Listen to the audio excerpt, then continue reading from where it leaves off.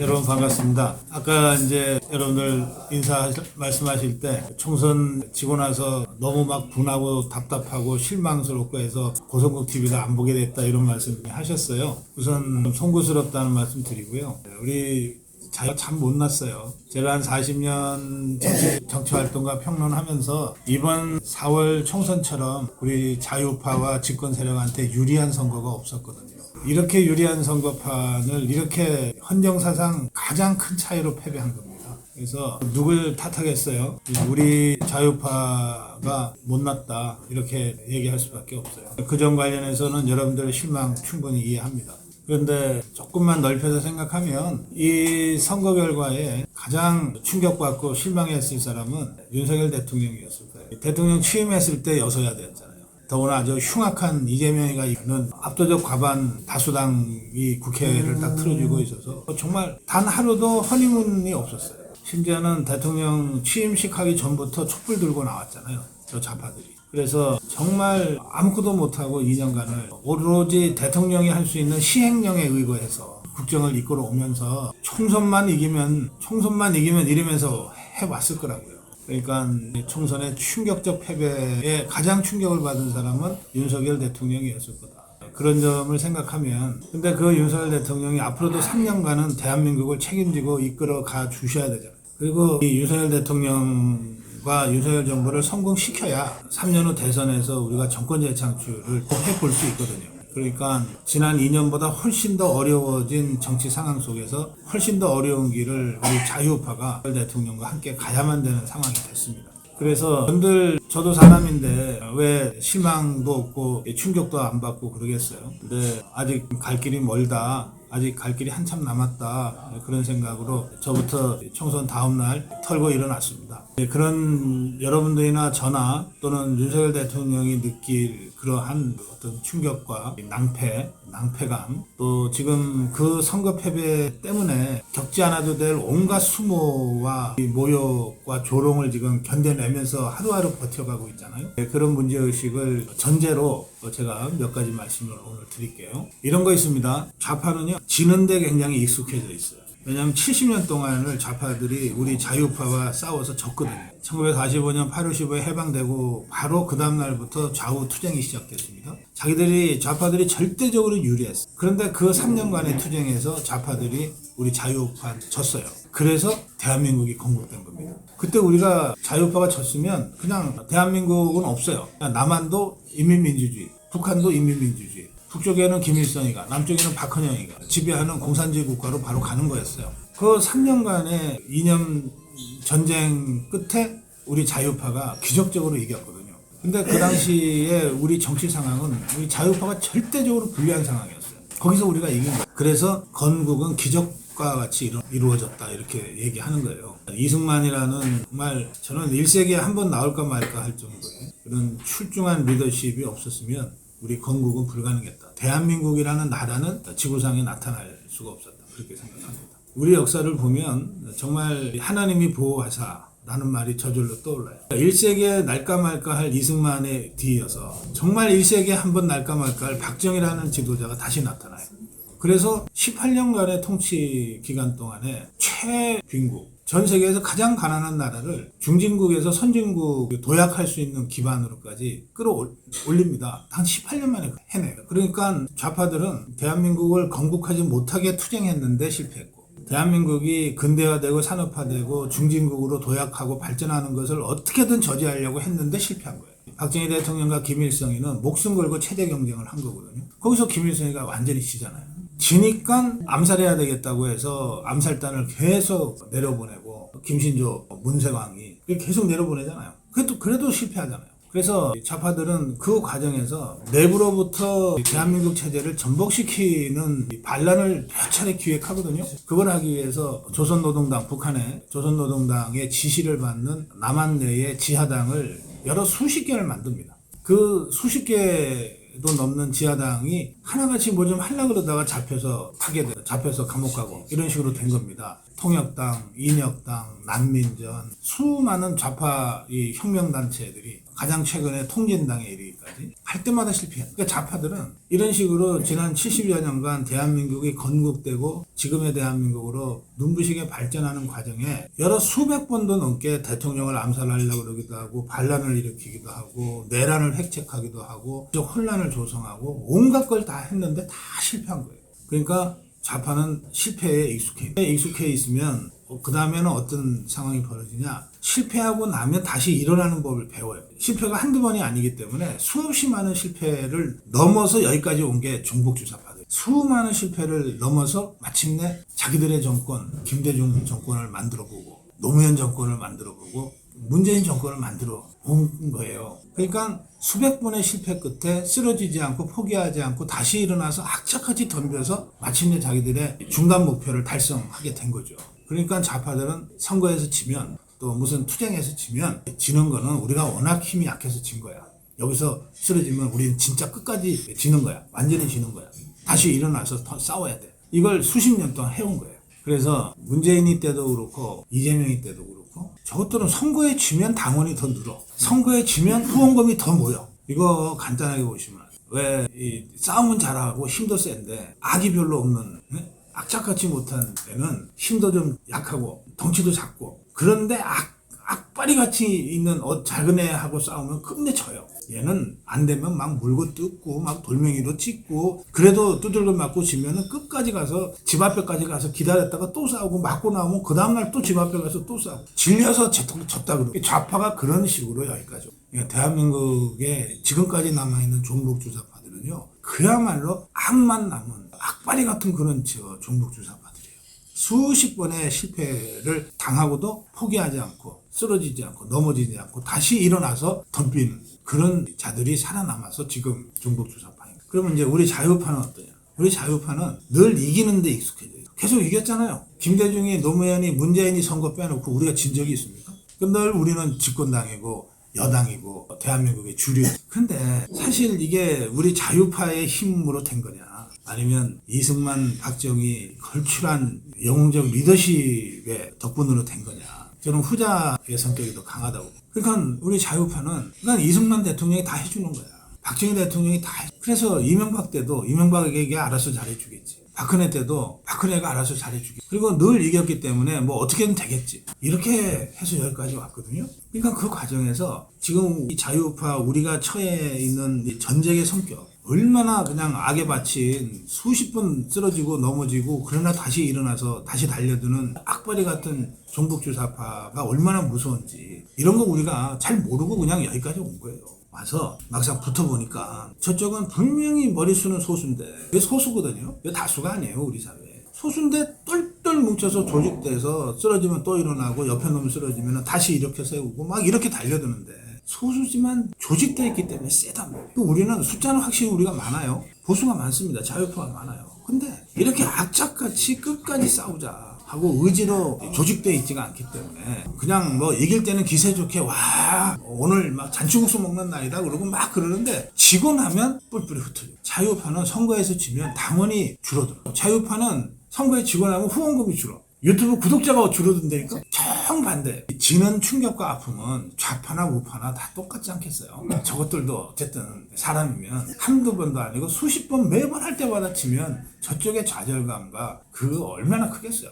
그런데도 저자들은 선거에 지면은 당원수가 늘고 선거에 지면 후원자가 늘어.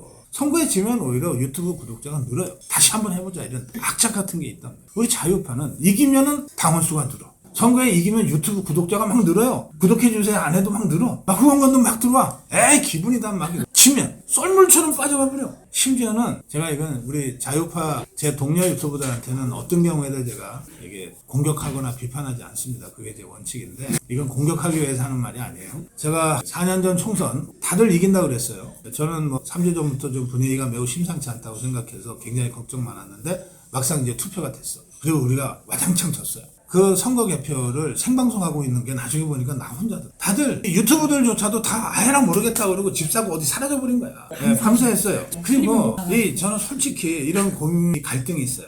뭐냐면 그래도 제가 40년 정치 평론하면서 평론하는 사람들 중에서는 제일 예측이 정확하다고 그동안 차 타고 공인해 왔는데 그거 보면 모르겠어요 제가. 그런데 보세요. 이번 선거 아무래도 질 것 같습니다. 그 얘기를 저는 차마 한 달 전에, 두 달 전에 못 하겠더라고요. 그래서 선거 끝난 다음에 고성구이가 이긴다 그러는데 왜 너는 맨날 뭐 말만 하면 떨어지냐 지냐 이러고서 다 뭐라고 그래. 정말 가슴이 아픈데 어쩌겠어요. 그것도 제 선택인 걸. 저는 뭐 그렇게 비판하고 그런 분들에 대해서는 유감 없어요. 선거 정치인이 자기 부고만 아니면 한 번이라도 더 언론에 나는 거 무조건 좋아한다 그러잖아요. 그런데 자기 부고만 아니면 된다에다 더해서 정치인이 진짜 모든 언론이 지켜보고 있는데 얼굴 스스로 도망가는 때가 딱 한 군데 더 있어요. 선거 개표 때 졌을 때야. 이게 모든 방송이 우리 국민의힘하고 더불어민주당 당사에 가서 선거 상황실이라고 있거든요. 개표 방송할 때 딱 비춰주잖아. 그때 졌다 그러면은 한 놈, 두 놈 싹 빠져나가. 저는요, 이게 이승만 대통령, 박정희 대통령이었다면 선거에 졌다고 해서 제일 먼저 도망갔을까? 그 현장에. 나는 끝까지 그 자리를 지켰을 거라고 생각해요. 그게 지도자거든요. 선거 패배를 시인하는 거가 어려운 게 아니에요. 선거 졌지만, 그러나 우리는 아직 쓰러지지 않았다. 이거를 온몸으로 보여줘야 지도자거든요. 그래서 저는 우리가 두 번에 걸쳐 4년 전 총선 또 올해 선거 4월 선거에 걸쳐서 참담한 패배를 했는데 패배를 통해서 우리 자유파가 더 강해지고 더 단단해지고 더 투철해졌으면 좋겠어요. 하여튼 저희들 연락받고 속상한 마음에도 불구하고 나와주셔서 정말 고맙고 반갑습니다. 저는 우리 자유파가 종북주사파 이념 전쟁에서 최종적으로 승리. 그러니까 대한민국에 더 이상 이제 공산주의 걱정은 없다. 더 이상 종북주사파는 우리가 걱정 안 해도 된다. 그 할 정도의 최종적 궁극적 승리를 하기 전까지는 언제든 기습당할 수 있다고 생각해요. 1.1 사태 때 김신조 31명의 게릴라들이 그 청와대 뒷산까지 와서 박정희 대통령 죽이려고 했듯이 언제든 기습당할 수 있다고 생각해요. 그럼 언제가 될까? 그때가 언제가? 정말 우리가 근심 걱정 없이 두 발 뻗고 편하게 잘 수 있는 날은 언제일까? 이거는요, 김정은 집단이 완전히 종식되기 전까지는 그런 날이 안 옵니다. 지금 우리가 싸우는 거는 당장 겉으로는 이재명이 문재인인 것 같지만, 조국인 것 같지만, 그것들은 다 허접한 꼭두각시들입니다. 실제로 대한민국 종북주사파에 얹혀 있잖아요, 이 자들이. 그 대한민국 종북주사파의 진짜 오너는 김정은입니다. 시진핑이에요. 그래서 김정은 집단을 지구상에서 종식시키기 전까지는 종북주사파는 없어지지 않습니다. 그리고 종북주사파가 없어지지 않는 한 우리 자유파의 종북주사파에 대한 투쟁은 중단될 수가 없어요. 우리가 멈추면 우리가 지는 거예요. 그래서 앞으로도 10년, 20년은 이 싸움을 더 해가야, 그리고 우리 세대가 그걸 감당을 해야 우리 자식 세대, 손주 세대들이 적어도 이런 시대에 뒤떨어진, 다른 나라에서는 다 30년, 40년 전에 이미 끝난 싸움을 지금 우리가 하고 있는 거거든요. 이런 싸움을 우리 대에서 끝내야지. 우리가 어떻게 이걸 우리 자식 때, 우리 손자 때들까지 이런 정말 터무니없는 종북 주사파들하고 싸우게 내버려 둬야 돼. 그래서 저는 이 싸움이 끝날 때까지는 제가 투쟁을 멈출 수 없다. 그런 각오로 고성구 TV를 하고 있고 여러분들과 만나고 있어요. 최근에 윤석열 대통령 신경 변화가 좀 있는 것 같아요. 뭐냐면 지난 2년간은 어쨌든 선거에서 우리가 이길 거야. 그때까지만 어떻게든 좀 참고 가자 이랬던 것 같아요. 그래서 하고 싶은 일도 웬만하면 좀 뒤로 미루고 이제 총선이 쳐버렸잖아요. 이 국회 구도는 4년간 안 바뀌거든요. 그럼 대통령이 내가 임기 3년 남았는데 임기 끝나는 날까지도 저것들이 192석인 거야. 이런 상태에서 내가 대통령으로 국가를 경영해야 돼. 근본적으로 다시 국정 운영을 고민하지 않을 수 없지 않겠습니까? 그 결론이 이창수 지검장, 이진숙 방통위원장, 김문수 고용노동부 장관, 김용현 국방부 장관의 인사로 나타나고 있다고 생각해요.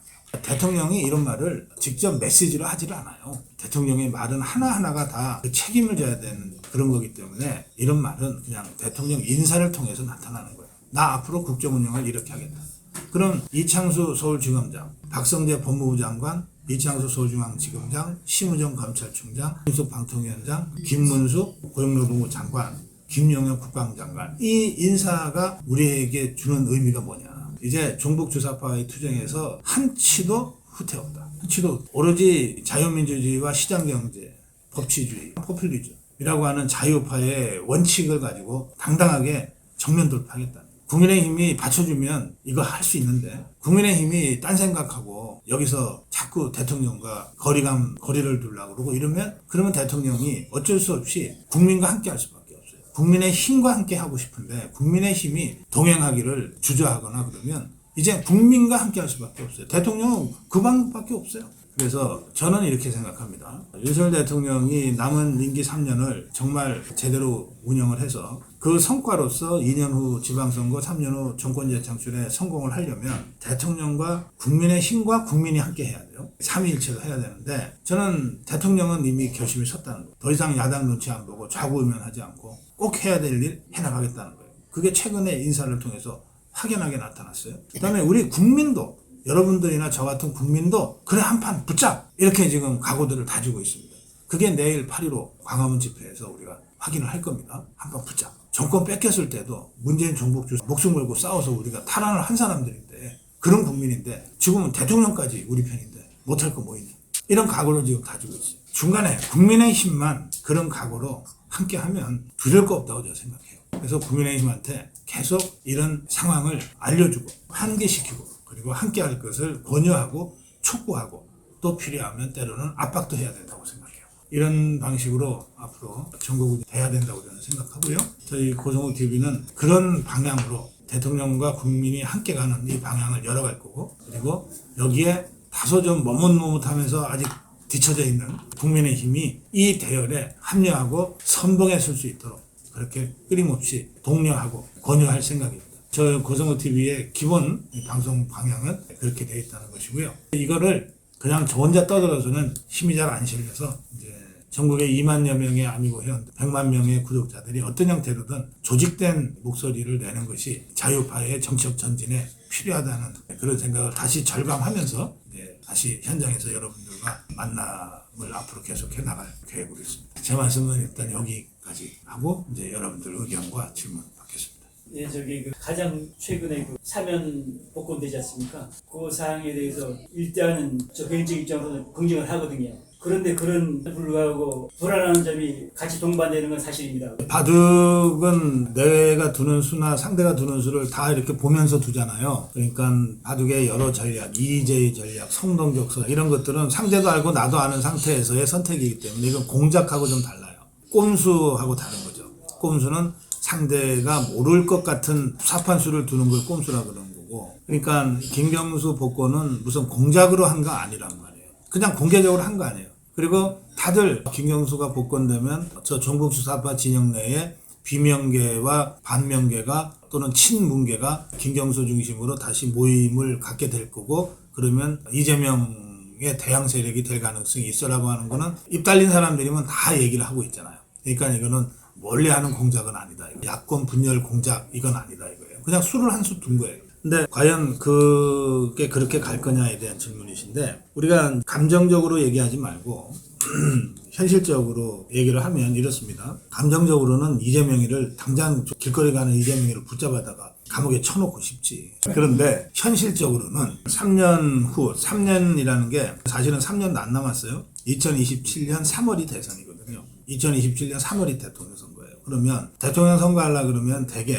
넉 달 전, 5달 전에 대통령 후보를 당에서 확정을 해요. 그러니까 윤석열 대통령 경우에는 후보 확정이 11월 5일인가 됐거든요. 그러니까 대통령 선거는 3월 9일이고 넉 달 전이죠. 일단 대통령 후보로 확정이 되고 나면 대통령 후보를 감옥에 보내는 건 거의 불가능합니다. 유죄 판결이 나와도 거의 불가능해요. 그리고 그렇게 되면 이제 그야말로 이재명 지지자들이 무슨 짓을 할지 모르잖아요. 그래서 대통령 후보가 되는 기간을 역산을 하면 2026년 11월에는 이재명이가 이대로 가면 더불어민주당의 대통령 후보가 되는 거예요.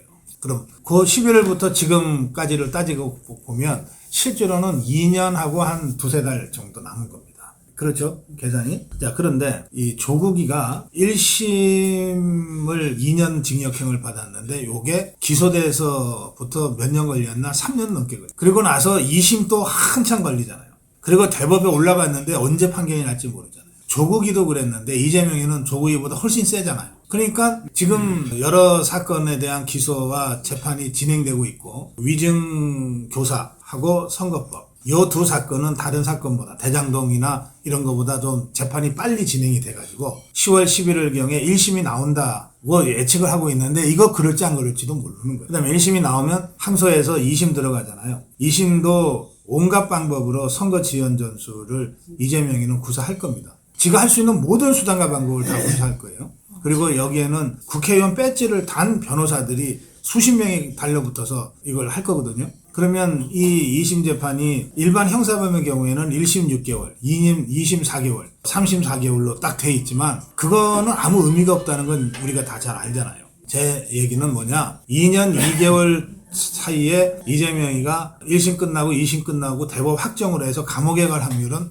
그렇게 높지 않다는 거예요. 우리 자유파는 저거 언제 들어가냐 하지만 현실적으로는 2027년 대통령 선거 때까지 이재명이를 감옥에 집어넣지 못할 확률이 더 높아요. 김경수를 드루킹 일당이 바둑이라고 불렀잖아요. 그렇죠? 이게 재밌어요. 여러분들도 이제 유튜브를 하고 우리 댓글을 달라 그러면은 닉네임이라고 하는 걸 다 쓰시잖아요. 어떤 거 쓰세요? 닉네임? 뭔가를 쓰시는데 본명을 쓰거나 본명이 아니라 뭔가 다른 걸 쓸 때도 그게 뭔가 자기하고 연관성이 있는 걸 쓰잖아.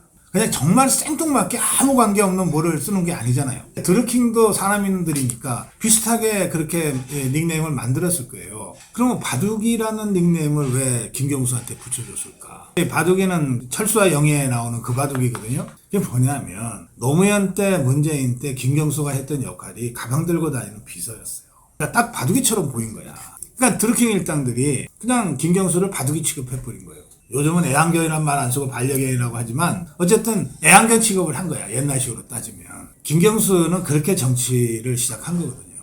그러니까 김경수를 이재명이가 워낙 자기 반대파들을 다 학살을 해버렸기 때문에 이런 상태에서 워낙 대안이 없으니까 김경수가 노무현 때부터 노무현의 적통, 문재인의 적통을 입고 있는 그런 사람이라는 점에서 반 이재명의 구심 역할을 조금 할지도 모르겠다. 더구나 문재인이가 지금 아직은 저거 살아있잖아요. 그런 상태에서 문재인의 최복심이 김경수라고 하는 거 세상이 다 아니까. 그러니까 김경수가 뭔가 변수가 되겠다고는 하지만 그러나 정치판과 같이 이 막 정말 험악한 이 상황에서 바둑이 수준으로 뭘 정치했던 친구가 대권 주자가 된다. 다른 세력을 다 제압하고 그거는 거의 불가능에 가깝습니다. 변수는 되는데 그러나 최종적으로 김경수가 대권 주자가 될 가능성은 이재명이 감옥에 간 이후에라도 별로 없다. 그 다음에 우리 입장에서는 이재명이보다 훨씬 쉬운 상대다. 이게 선거판에 이런 말이 있어요. 하여튼 선거판에 제일 무서운 놈은 치사빤스다 그래요. 치사한 놈 제일 무섭다는 거예요. 왜냐하면 자기가 야비하고 치사한 짓을 해도 부끄러운 줄을 모르고 뻔뻔하게 하기 때문에 우리가 그것을 대응하기가 쉽지 않다. 힘센 놈보다 치사한 놈이 더 무섭다는 건데 이재명의 리더십의 특징은 굳이 따지면 치사한 쪽에 가까워요.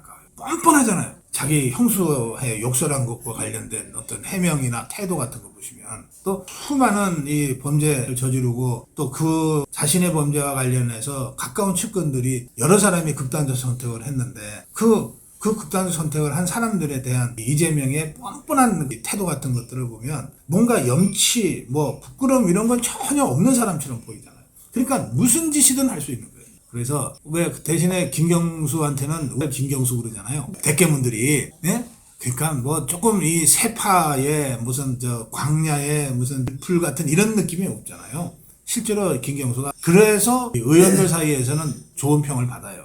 그러니까 우리 입장에서는 치사하고 뻔뻔한 후보를 선택할 거냐, 좀 있어 보이지만은 어쨌든 그런 치사한지 뻔뻔한지 이런 거는 좀 잘 못할 것 같은 그냥 정석이나 좀 하는 이런 후보를 선택할 거냐. 우리 입장에서 무조건 후자죠. 그게 우리가 상대하기 훨씬 쉬워요. 그래서 저는 조금 전에 우리 회원께서 말씀하신 김경수 변수와 관련해서는 이거 두 가지밖에 없는 거예요. 이재명이 살아있을 때 김경수는 어느 정도 할 거냐. 근데 약간 상처를 줄 수는 있겠지. 이재명이 감옥에 가거나 했을 때 김경수는 어떠냐. 김경수가 그러면 바로 대권주자가 돼서 우리를 위협할 거냐. 그것도 어림없는 짓이다. 그보다 훨씬 더 공력을 갖추고 실력이 있고 한 자들이 이재명이 때문에 지금 다 고개 숙이고 있는 거지 김경수가 뭔가 대안이다? 바로 그렇게는 가지 않는다. 그렇게 말씀드릴게요. 도대체 만만해오는 얼마나 채워졌습니까? 고성범 법무장이 답변해 주세요. 저는 그 부분을 전혀 관여하지 않고 있습니다. 전체 만만해요. 10,000명이 좀 넘어갑니다.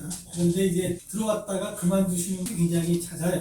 지금 평균적으로는 6,500에서 7,000명 사이에 있습니다. 만인이 만명만 예. 고성국이 아니고 고성국 TV가 여의도에서 뭐든지 한강에서도 뭐든지 보이면 끝난다 했는데 그런 내 한번 추진해 볼 의향 없었습니까? 잠재적인 부대는 되는데 훈련과 직제가 아직 갖춰지지 않았어요. 그래서 전투 상황이 됐을 때 이분들이 부대 편제로 진격할 만큼의 훈련과 조직이 안 돼 있습니다. 그냥 잠재적으로 좀 있는 거죠. 그래서 전국에 한 50군데의 아미고 본부가 있고 그 본부 산하에 뭐 적으면은 40명, 많은 곳은 한 200명까지 있는데 아직은 훈련도 좀 덜 돼 있고 직제도 좀 덜 돼 있다 이렇게 말씀드릴 수 있습니다. 오늘도 그런 일하네. 그렇습니다. 감사합니다. 2년 전의 지방선거는 99% 윤석열 대통령 덕분으로 우리가 이긴 겁니다. 왜냐하면 2022년 5월 10날 윤석열 대통령이 취임했잖아요. 그리고 6월에 지방선거였잖아요. 그러니까 거의 뭐 한 달 후에 치러진 선거였기 때문에 대통령 선거에서 이기고 대통령에 취임한 그 직후였기 때문에 대통령에 대한 지지율이 그래도 40%에서 51까지도 올라간 적이 있어요. 그 상황에서 지방선거가 치러졌거든요. 그리고 지방선거는 또 다른 선거의 특성이 있어요. 뭐냐면 국회의원 선거는 대통령이 국민의힘이면 국회의원은 더불어민주당 야당 찍어갖고 대통령 견제를 시켜야지 라고 하는 이른바 심판론 견제론이 어느 정도 먹혀요. 전통적으로. 그런데 이 지방선거 구청장 그러면 아니 대통령이 국민의힘인데 구청장도 국민의힘이어야 뭐 예산이라도 하나 더 따고 오지 지역계 발전을 시키지라고 하는 정서가 더 강해요. 그래서 지방선거는 전통적으로 대통령이 있는 여당 쪽에서 다소 유리하게 선거를 치러가지고 그 두 가지가 맞아떨어진 거예요. 그 지방선거도 대통령이 임기를 한 3년 정도 해서 국민들도 뭐 비판도 많이 하고 뭐 이럴 때 지방선거는 좀 달라요. 그거는 대통령에 대한 비판 여론이 반영되고 수렴되는 지방선거가 되는데 이번 경우에는 대통령 취임하자마자 치러진 선거고 그리고 이번에 한번 대통령과 같은 정당 뽑아가지고 지역발전 좀 해보자. 이런 욕구가 워낙 강했기 때문에 지방선거를 상당히 우리가 선전할 수가 있었어요. 그래서 지금 광역으로 따지면 보통 17개 광역 중에 몇 개를 우리가 갖고 오느냐가 승패인데 12개를 지금 갖고 있거든요. 우리가 압도적으로 이긴 거예요. 그거는 99%는 윤석열 대통령 덕분이다. 이렇게 생각해야 됩니다. 그런데 이제 2년 후 지방선거는 어떻게 되냐. 또 윤석열 대통령한테 기대해서 할 수는 없잖아요. 그렇다고 그 시점에서는 우리 국민의힘의 차기 대권주자가 확정되는 시점도 아니거든요. 그러면 그야말로 지금 단체장들이나 지금 지방선거를 준비하는 사람들이 자기 힘으로 해야 돼. 그리고 국민의힘 힘으로 해야 되거든요. 그래서 쉽지 않은 선거다. 지금부터 대비해야 된다. 이런 고민들을 하고 있는 겁니다. 그다음에 이제 지역과 관련해서 보면 아주 중요한 지적을 하셨는데 부산이 이제 영남이고 우리 자유파의 정말 든든한 기지 중에 하나인데 이번에도 부산에서 18개 지역구에서 딱 한 명 서병수 빼놓고 다 당선되는 바람에 낙동강 벨트를 간신히 지켜내서 활석을 했다 이렇게 돼 있잖아요. 근데 부산이 굉장히 어려웠어요. 선거 때는 18개 선거구 중에 10개나 9개밖에는 우리가 못한다. 다 민주당한테 뺏길 것 같다는 정도의 아주 절망적인 분위기가 선거 한 달 전에 만들어지기도 했어요. 그러면 우리가 잘 못한 부분도 있지만 더불어민주당은 도대체 이 부산에서 왜 이렇게 힘을 쓰냐 영남에서 그 점을 우리가 정확하게 알아야 돼요. 부산은요 노무현 때부터 노무현이가 온몸으로 달려들어서 부산이라는 좌파들 입장에서 볼모지인데 여기에 이제 공을 들이기 시작했어요. 그래서 지금 딱 18개 중에 유일하게 하나가 전재수잖아요. 전재수. 그다음에 최인호, 박재호 이런 자들이 지난번까지 더불어민주당 국회의원이었는데 이 친구들이 다 예외 없이 처음에 출마했을 때는 다 떨어졌어요. 10년 동안 2번, 3번 떨어졌는데도 지역을 벗어나지 않고 거기서 계속해서 맨땅에 헤딩을 계속 한 거예요. 노무현 정신을 따라서. 좌파들은 특히 부산의 이 좌파 정치인들은 전부 노무현과 함께 이런 정신이 투철한 친구들이니까. 최인호도 전재수. 그래서 한 10년간을 떨어질 줄 알면서 다시 나와서 또 떨어지고 낙선 인사하고 다니고 그리고 또 다시 또 나와서 또 떨어지고 이걸 통해서 이자들이 지역에 자기 기반들을 만들어냈어요. 그리고 동정표를 계속 모아낸 거예요. 그렇게 해서 한 번 되니까 부산에서 더불어민주당이 한 번 된다고 하는 거 거의 기적과 같잖아요.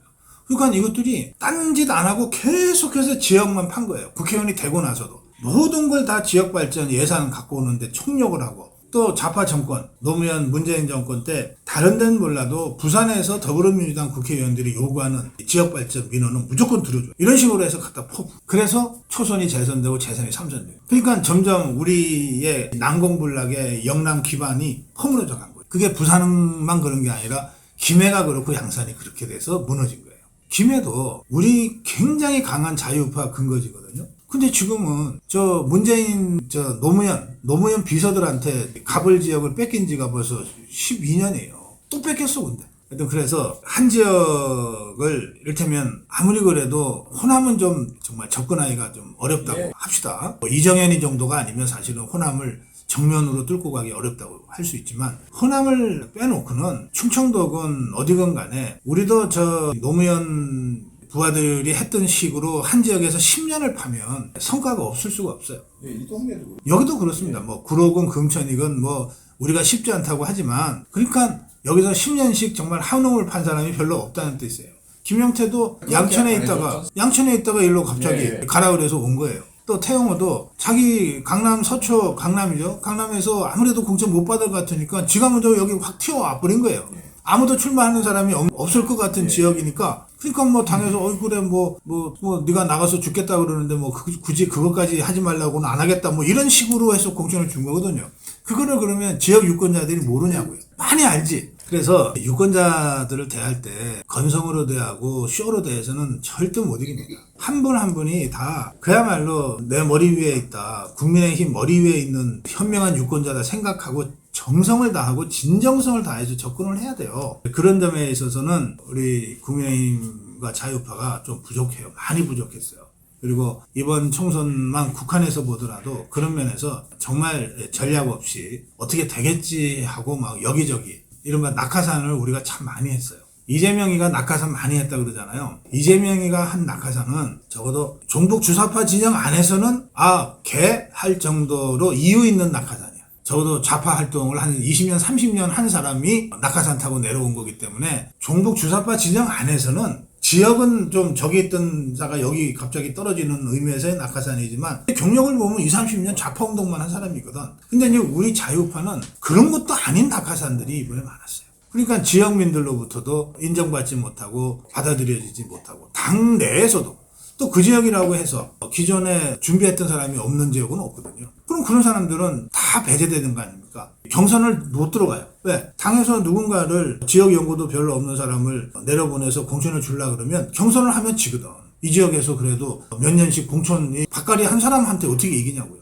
그러니까 이 사람들을 다 컷오프로 시켜버려. 그러고서 낙하산을 하니까 그래도 몇 년씩 고생하면서 여기까지 버텼던 사람들이 이 갑자기 낙하산 타고 내려온 사람을 도와줄 마음이 안 생기는 거지. 그러니까 다 떨어져 나가는 거예요. 탈당해서 무소속 출마를 하는 식의 해당 행위까지는 안 하지만 그러나 도와주지는 않는 거야. 다들 뒷짐지고 쳐다볼 수밖에 없는 거지. 그리고 또 한 가지는 이렇게 낙하산을 타고 오면 지 혼자만 달랑 내려오면 그래도 좀 도와주세요 하고 거기에 있던 사람들을 좀 모을 수가 있어. 꼭 몇 명을 데리고 내려와. 낙하산을 타고 내려오는 자들마다. 그래가지고는 그 몇 사람으로 딱 팀을 짜고서 기존에 있던 사람들을 다 배제해버려. 이게 곳곳에서 나타나는 현상이에요. 이거를 중앙당에서 정리를 안 해줘.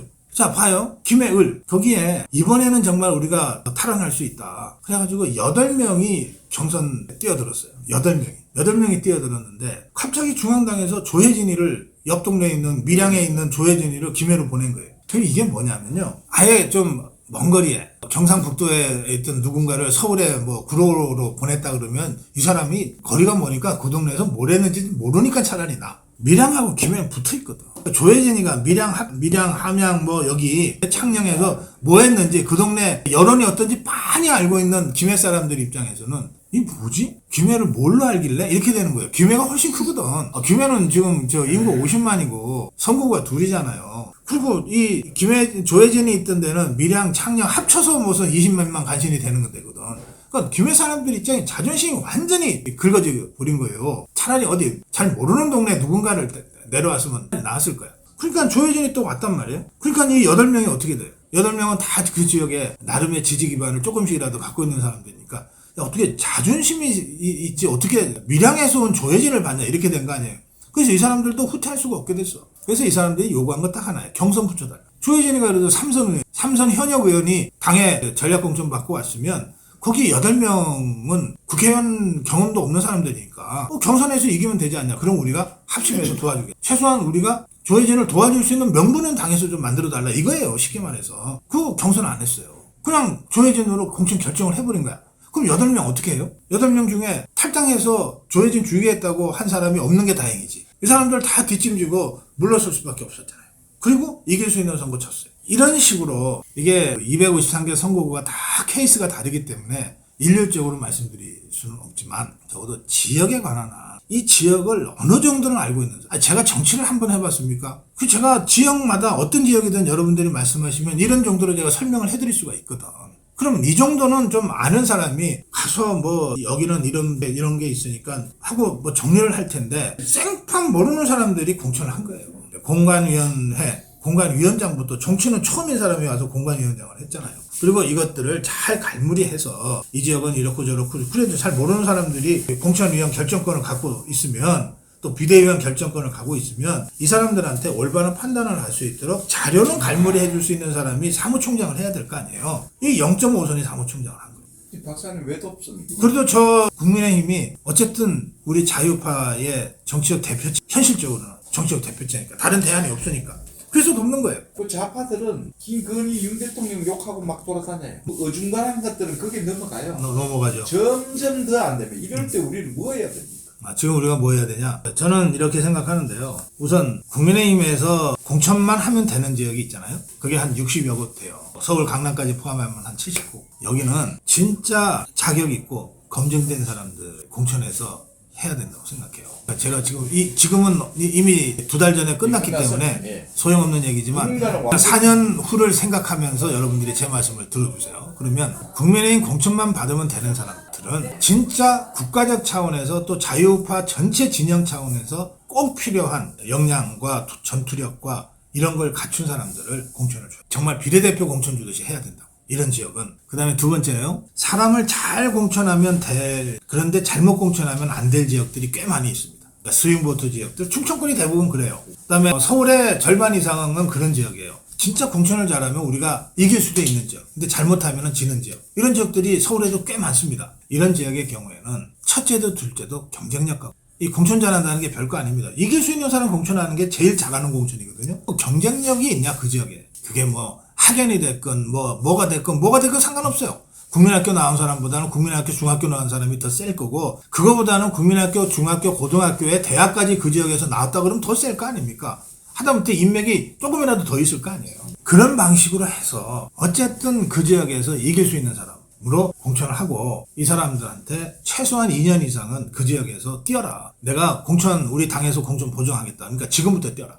뛴다는 게 뭐냐? 원외가 선거를 준비한다 그러는 거는 돈을 엄청 쓴다는 뜻입니다. 선거 방법도 별로 없잖아요. 국회의원들처럼 의정 보고를 할 수도 없고 그렇지만 어쨌든 연구소 형태의 사무실이라도 개소하고 사람들한테 끊임없이 자원봉사도 하고 이러면서 얼굴도 알리고 뭐도 해야 될 거 아니에요. 그걸 후원해도 못 만들기 때문에 돈을 굉장히 많이 써서 온몸으로 올인해야 된다는 거거든. 그런데 이걸 백날 해봤자 선거판에 가면은 당대표한테 줄 쓴 사람한테 그냥 번번이 당한다 그러면 누가 이걸 하냐고. 이거 할 돈이 있으면은 공천권 가질 것 같은 사람한테 줄 쓰지 차라리. 이러니까 안 된단 말이에요. 그러니까 당에서 이런 지역은 서울의 절반, 충청권 대부분이 한 100개 가까이 돼요. 경기도의 대다수가 이런 지역이거든요. 100개 가까운 이 지역은 적어도 2년 전에는 사실상 공천을 해서 당대표가 누가 되든 당신이 출마할 거니까 우리 당이 보존하겠다. 그러니까 지금부터 뛰어라. 이렇게 그 다음에 이제 세 번째는 해도 안 되는 지역들이 있어요. 서울에도 우리가 공천만 하면 되는 강남 3구가 있는가 하면 아무리 잘해도 안 되는 몇몇 지역이 있어. 또 호남 같은 지역이 있잖아요. 이런 지역의 경우에는 옵션을 걸어야 돼요. 어떻게 거냐? 우리가 여권이기 때문에 가능한 옵션이에요. 뭐냐? 출마해라. 장렬히 전사해라. 이후의 길은 우리가 열어준다. 이 여당이니까 가능한 거예요. 당에서는 원래 그런 거를 건의할 수 있게 돼 있어요. 이를테면 이 사람이 이번에 선거에 공을 많이 세웠다. 비록 졌지만 장렬하게 싸웠다. 그리고 당의 헌신도가 높다. 그러니 이 사람이 이번에 선거에서 졌는데 어느 기관에 좀 자리를 좀 줘서 이 사람의 역량을 좀 발휘할 수 있도록 해달라. 당에서 그런 거 하는 거예요. 이런 방식으로 미션을 줘서 투입을 해야 돼요. 이런 거 저런 거 하나도 안 하고 있다가 그냥 어쩌다가 떨어진 사람들 우 모아가지고서 또 그것도 자기 인연에 따라서 이 사람한테 자리 좀 주세요. 이런 식으로 하면 선거 끝난 다음에 또 줄 서야 돼. 그러면 당에 대한 헌신이 아니라 공천권 가진 당대표에 대한 줄서기, 그 다음에 선거 끝난 다음에는 대통령한테 직보 라인이 있는 실세한테 줄서기, 이거밖에 안 되잖아요. 그러면 그걸로 한번 해먹고 지나가는 거예요. 또 다시 시작해야 돼. 쌓이는 게 없잖아요. 그러니까 이런 방식으로 당을 운영을 해야 돼요. 그리고 이거를 당 지도부가 해야 될 뿐만 아니라 이거를 끊임없이 제대로 하고 있나를 감시하는 당무 감시를 해야 돼요. 근데 당무 감시를 뭐 수사가 도둑놈 수사하듯이 수사검사가 불러다 이렇게 하는 게 아니라 여의도 연구원이라든지 또는 당의 정치연수원이라든지 이런 기구들이 그런 방향으로 초점을 맞춰서 작동이 되도록 해야 돼요. 그런 방향으로. 그런 방식으로 해서 당 전체를 실질적으로 투쟁하고 선거에서 이기는 정당으로 체질을 바꾸러 가야 되는 거예요. 이거를 할 수 있는 당 지도부 구축이 이번에는 어차피 안 됐으니까 그런 걸 할 수 있는 당 지도부 구축을 다음 전당대회에서는 우리가 준비를 해가야 된다.